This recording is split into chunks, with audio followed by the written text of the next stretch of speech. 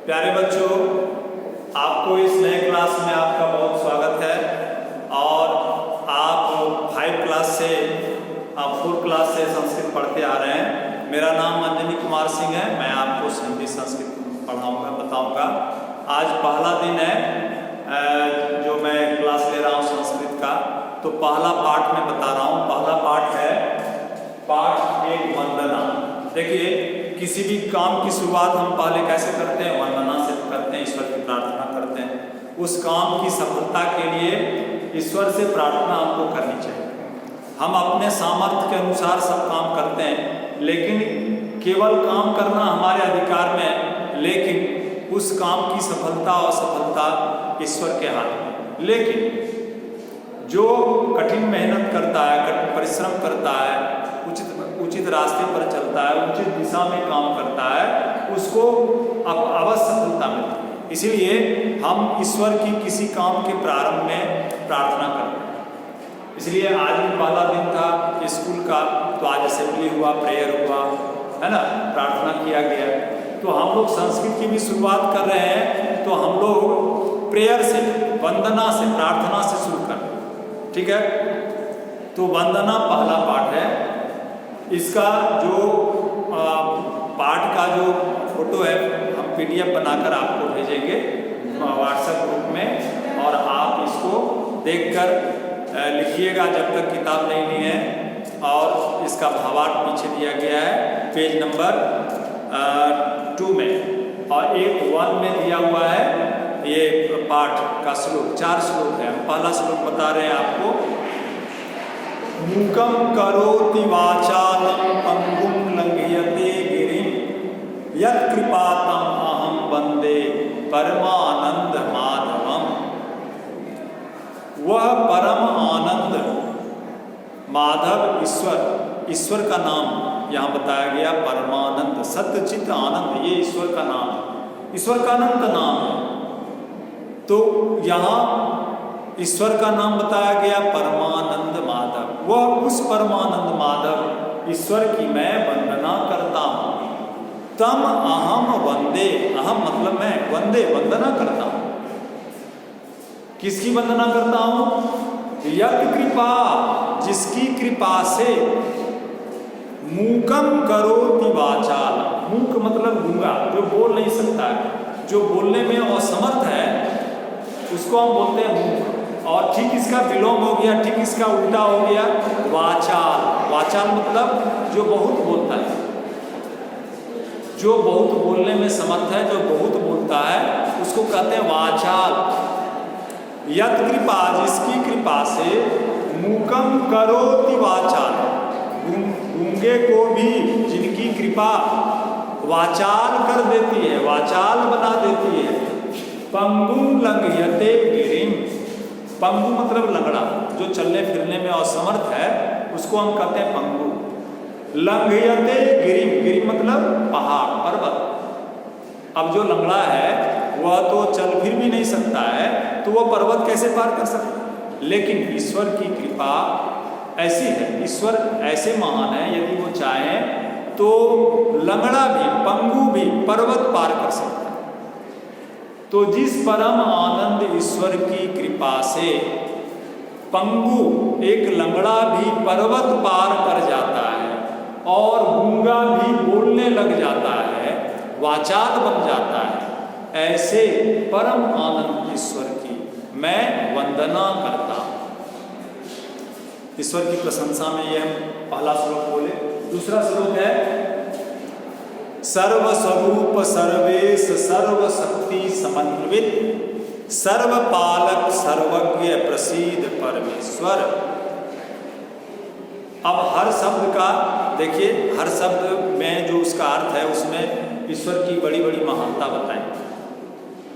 सर्वस्वरूप, हे ईश्वर, सभी रूपों में रहने वाले, हे ईश्वर, जिनका हर स्वरूप, जो खुद ईश्वर है, जो हर स्वरूप में है, जो हर रूप में है, अर्थात जितना रूप है सब उन्हीं का है, जो ऐसे समर्थवान श्रेष्ठ है, जो इतने महान है, जो सब रूपों में रहने वाले हैं, सर्वेश जो सबके ईश हैं, सबके मालिक हैं, सर्वशक्ति समन्वित और जिनमें सारी शक्तियां सम्मिलित है, जो सारी शक्तियों का सम्मिलित रूप है, जिनसे सारी शक्तियां निकलती हैं। सर्वपालक जो सबका पालन करने वाले, जो सबका पालनहार है। एक चींटी से लेकर एक हाथी तक जितने भी जड़ चेतन जितने भी जीव हैं, सबका पालन पोषण करने में ईश्वर समर्थ है और वही करते हैं। इसलिए ईश्वर को कहा गया सर्वपालक, सबका पालन पोषण करने वाले, सर्वज्ञ और सब कुछ जानने वाले।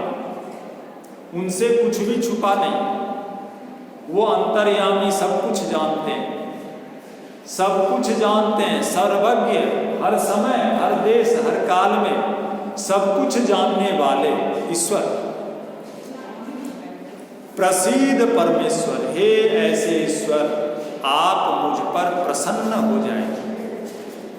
हम जो सभी रूपों में रहते हैं, जो सबके मालिक हैं, जिनसे सारी शक्तियां निकलती हैं, जो सभी शक्तियों का सम्मिलित रूप है, जो सबका पालन पोषण करते हैं और जो सर्वज्ञ हैं, ऐसे ईश्वर हम पर प्रसन्न हो जाएं, तो फिर यही हमारे जीवन की सबसे बड़ी उपलब्धि है।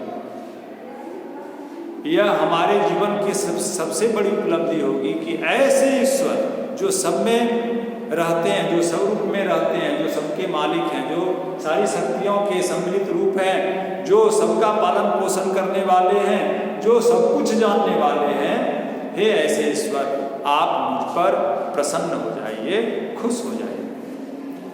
ये दूसरा श्लोक हुआ। तीसरा श्लोक है परमेश पितास्माकं जननी तु वसुंधरा वयं सर्वे तयो पुत्रा नमामस्तो नता सदा। परमेश्वर पितास्माकं जो परम ईश्वर है, जो जिसको एक बोलते हैं, एक ईश्वर, अकेला ईश्वर, जो सबका मालिक है, वह ईश्वर पितास्माकं हम सबके पिता है। जननी तु वसुंधरा और इस धरती पर रहने वाले जितने भी जीव हैं, हम सभी की माता के समान यह धरती है। यह जो धरती है वसुंधरा, वसुंधरा मतलब धरती, पृथ्वी, यह पृथ्वी हमारी माता के समान है और परमेश्वर ईश्वर हमारे पिता के समान है। वयम सर्वे तयो पुत्रा और हम सभी इनकी संतान हैं। कहने का भाव हुआ कि हम अलग अलग देश में अलग जाति नाम रूप से रह रहे हैं, लेकिन अलग अलग नहीं है। क्यों?